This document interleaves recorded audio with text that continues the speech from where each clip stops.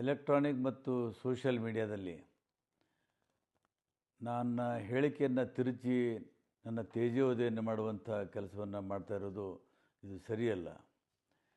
ನಾನು ಇವತ್ತು K R ಪೇಟೆಯಲ್ಲಿ ಯಾರೋ ನನ್ನ ಆತ್ಮೀಯ ಸ್ನೇಹಿತರಿಗೆ ಮಾತನಾಡುವಾಗ ಸಿದ್ದರಾಮಯ್ಯನವ್ರ ವಿಷಯ ಪ್ರಸ್ತಾಪ ಆದಾಗ ನಾನು ಕೆಲವು ಅವ್ರ ಬಗ್ಗೆ ಮಾತನಾಡಿದ್ದೇನೆ. ಅವರು ಲಕ್ಕಿ ಲಾಟ್ರಿ ಇತ್ತು, ಸಿ ಎಮ್ ಆದರು ಅಂತ ಹೇಳಿದೆ. ನಾನು ಸೋನಿಯಾ ಗಾಂಧಿಯನ್ನು ಭೇಟಿ ಮಾಡಿಸಿದ್ದೇನೆ ಅಂತ ಹೇಳಿರೋದು ಸಂಪೂರ್ಣ ತಪ್ಪು. ಸೋನಿಯಾ ಗಾಂಧಿಗೆ ಭೇಟಿ ಮಾಡುವಾಗ ನನ್ನ ಜೊತೆಗೆ ಹೋಗಿದ್ದೆ.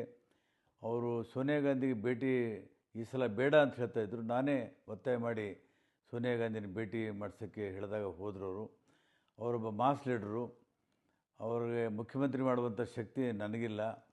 ಅವರು ಮತ್ತು ನನ್ನ ಆತ್ಮೀಯ ಸಂಬಂಧವನ್ನು ಹಾಳು ಮಾಡೋದಕ್ಕೆ ಕೆಲವರು ಉದ್ದೇಶಪೂರ್ವಕವಾಗಿ ಪ್ರಯತ್ನ ಮಾಡ್ತಾಯಿದ್ದಾರೆ. ಏನು 9 ಜನ ಶಾಸಕರು ನಾವು JDS ಬಿಟ್ಟು ಅವರ ನಾಯಕತ್ವದಲ್ಲಿ ಕಾಂಗ್ರೆಸ್ ಸೇರಿದ್ದೀವಿ.